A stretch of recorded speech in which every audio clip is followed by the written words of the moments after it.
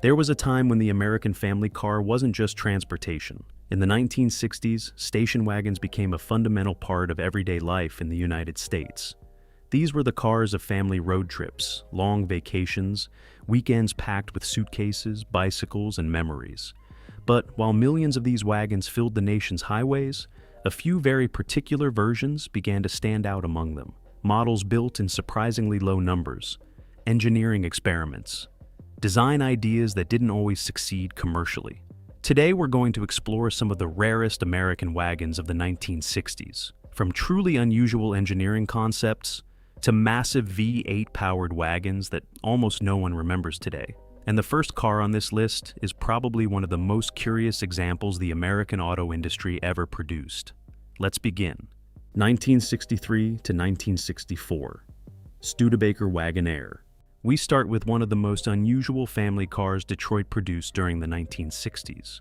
At a time when most American station wagons followed a very traditional formula, large bodies, V8 engines, and plenty of interior space, Studebaker decided to try something completely different, something no one else was doing. When the Wagonaire debuted in 1963, it looked fairly normal at first glance. It had the expected proportions of the era, a long body, clean lines, and the typical layout of a family car built for long trips. But it hid one of the most interesting ideas of the entire decade: the sliding rear roof. The rear section of the roof could slide forward, creating a massive opening over the cargo area.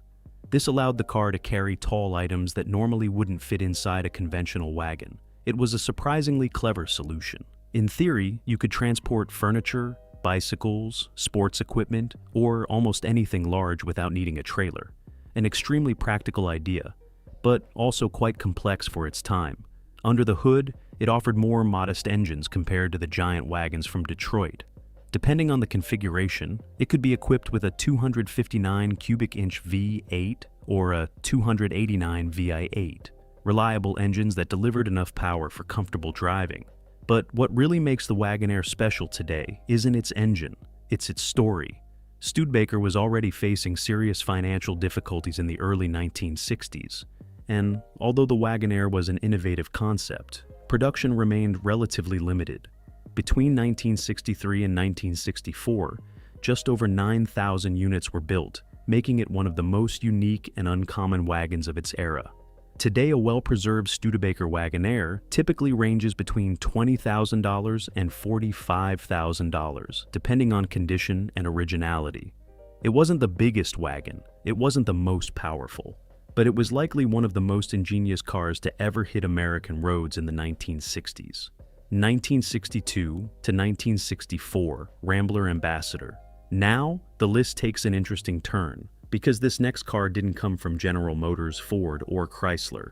It came from American Motors Corporation, better known as AMC. During the 1960s, AMC occupied a very unique position in the American automotive industry. It didn't have the size or resources of Detroit's Big Three, but it still managed to produce some surprisingly compelling vehicles. And the Ambassador was its most luxurious model.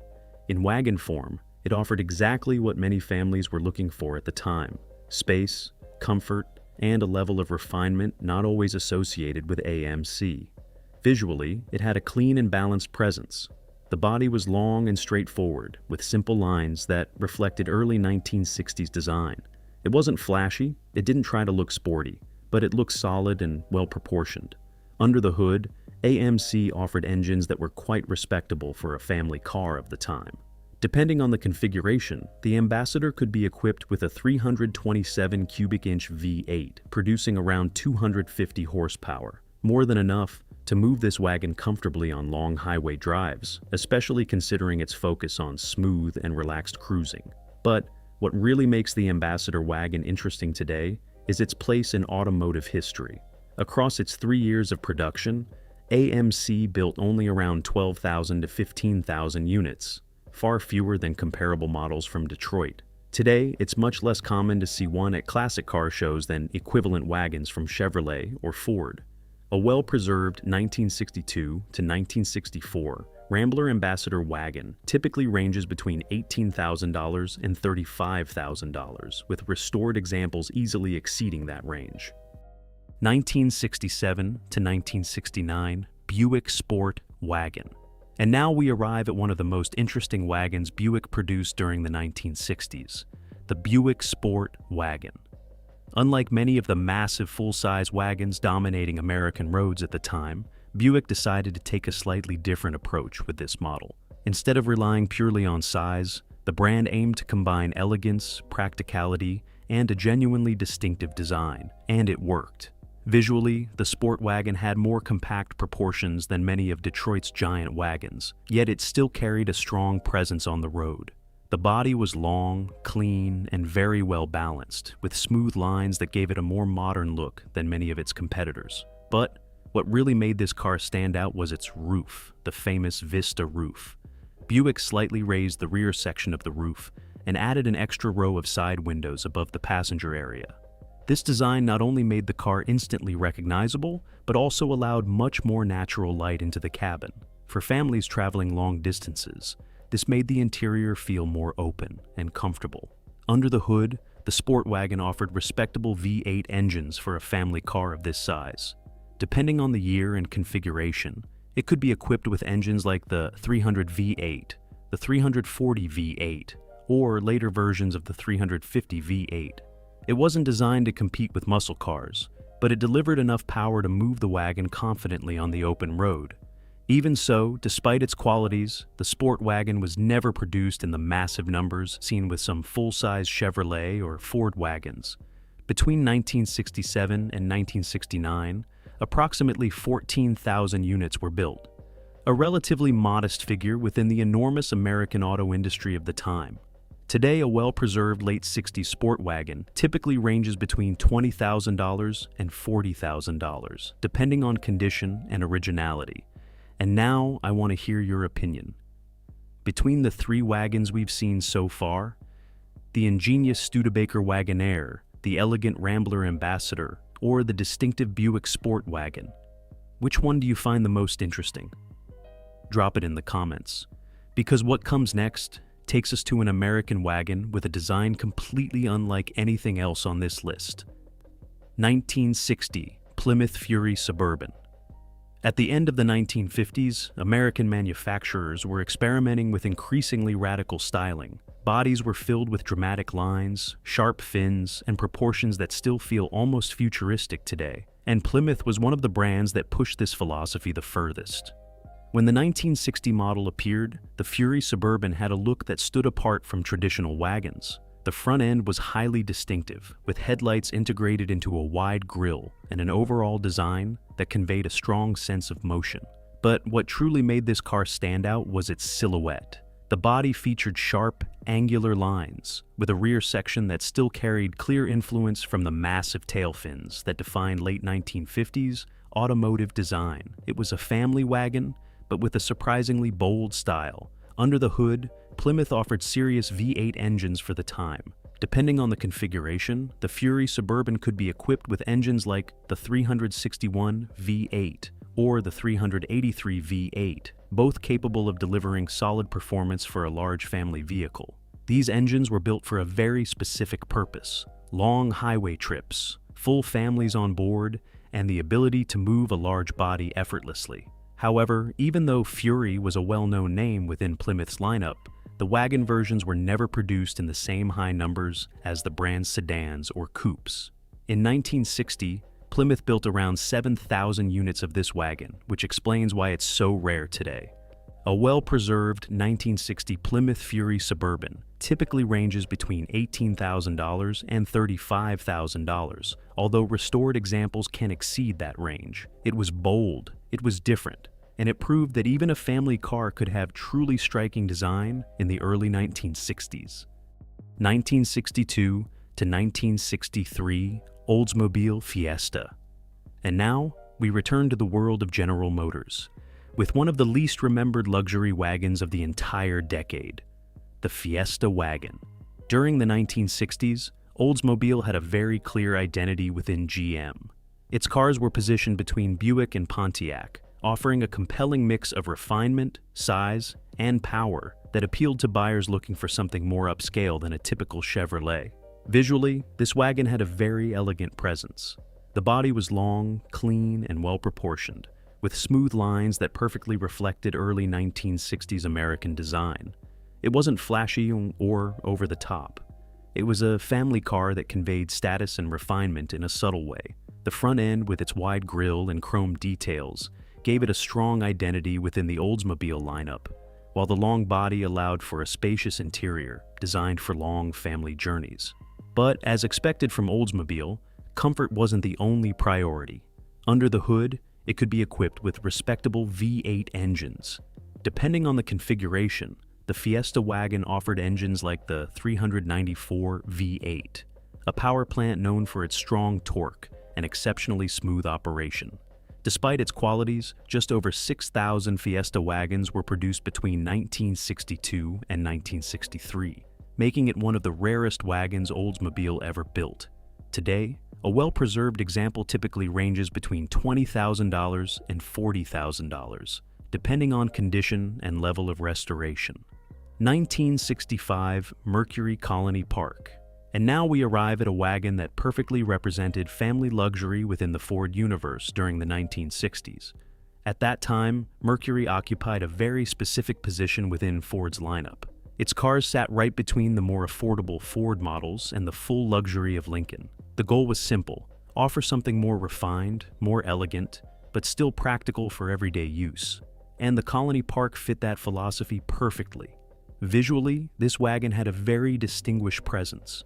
The body was long and beautifully proportioned, with clean lines that immediately conveyed a sense of upscale family luxury typical of the era. But there was one detail that truly defined its personality: the simulated wood-grain side panels.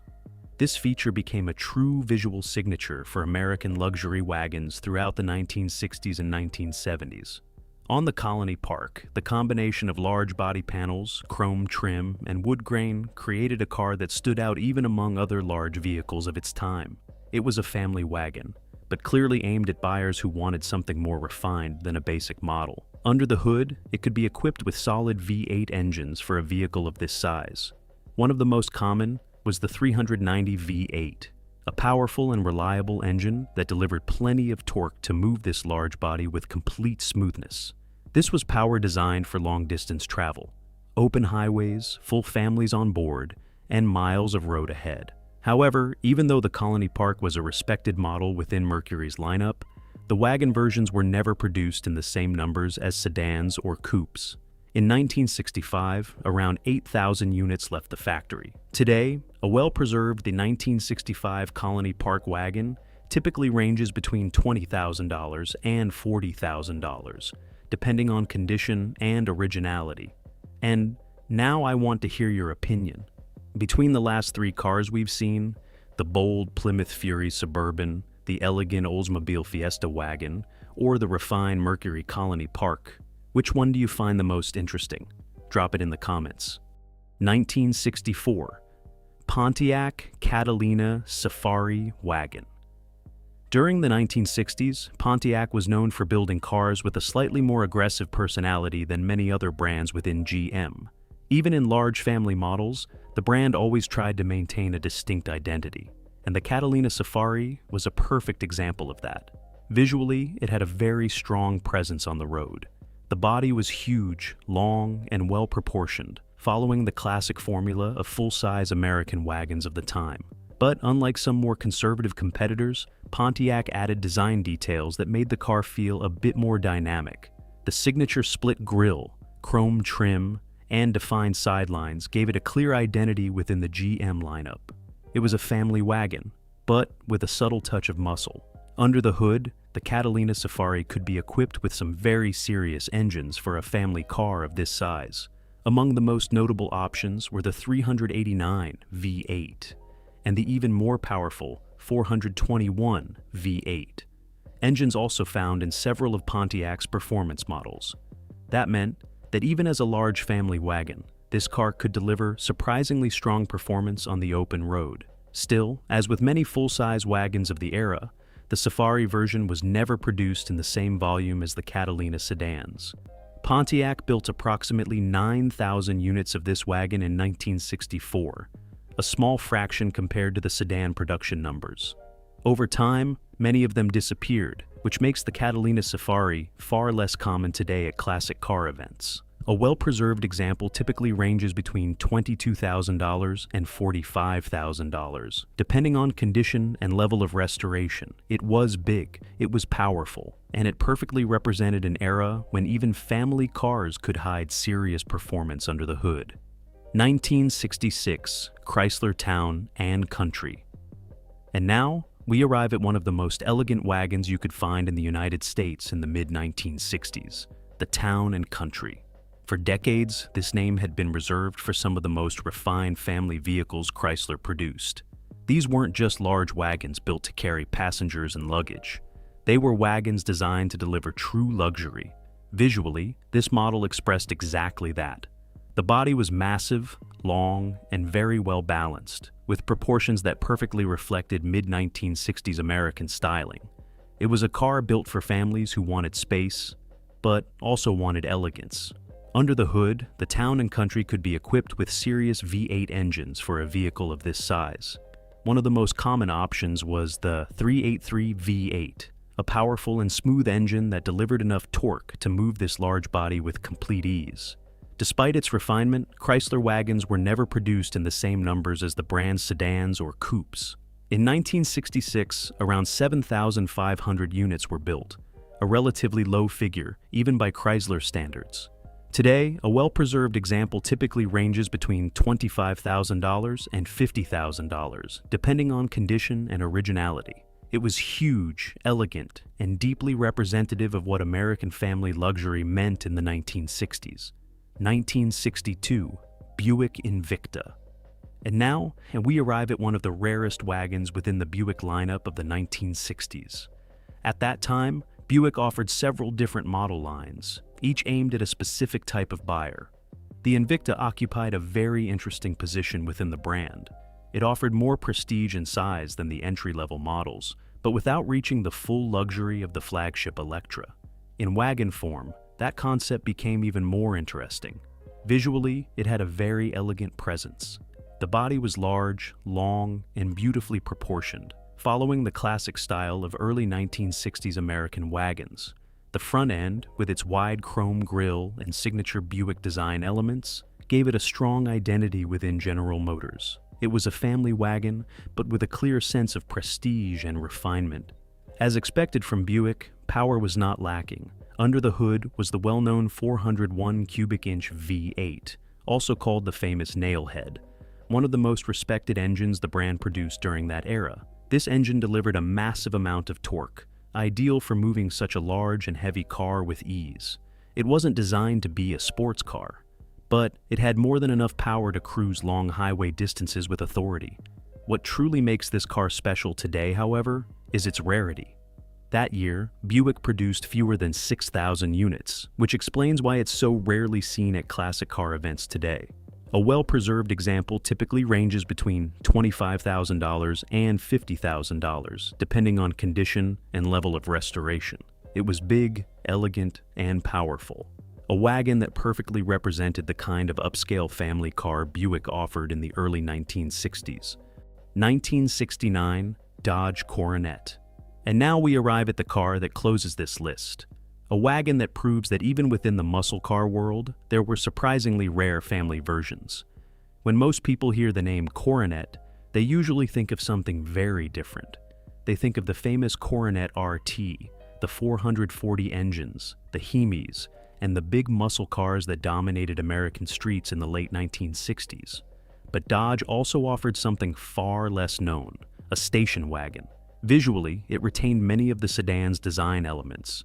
The body was long and solid, with a distinctive late 60s Dodge front end and a silhouette that blended family practicality with the brand's robust character. It wasn't as elegant as some luxury wagons, but it had a very clear personality. Under the hood, it could be equipped with respectable V8 engines. Depending on the configuration, it could come with engines like the 318, the 383, or even more powerful options within the Coronet lineup. That meant that even as a family car, it could still deliver serious performance for a vehicle of its size. And that's exactly what makes it so interesting today. Wagons based on muscle car platforms were never as popular as coupes or sedans. Most buyers looking for performance chose sportier body styles, not family-oriented ones. Because of that, in 1969, Dodge built only around 5,000 units, a very small number for a mass-produced model like the Coronet. Today, a well-preserved example typically ranges between $25,000 and $45,000, although restored or highly original cars can easily exceed those figures. Now, after going through all these machines, one thing becomes very clear. In the 1960s, American station wagons weren't just family cars. They were vehicles capable of combining space, power, design, and in some cases, a level of rarity that is truly surprising today. But now I want to hear your opinion. Out of all the rare wagons we've seen today, which one do you think is the most interesting or the rarest? The Studebaker Wagonaire, the Plymouth Fury Suburban, or the Dodge Coronet Wagon? Drop it in the comments because it's always interesting to see which of these forgotten machines captures the attention of true enthusiasts. And if you enjoy classic American station wagons, check out the video now on your screen. There, we explore the most beautiful wagons of the 1960s, a decade filled with elegant designs, massive bodies, and some of the most iconic family cars Detroit ever produced. Click the video, continue the journey through the golden age of station wagons, and I'll see you in the next video.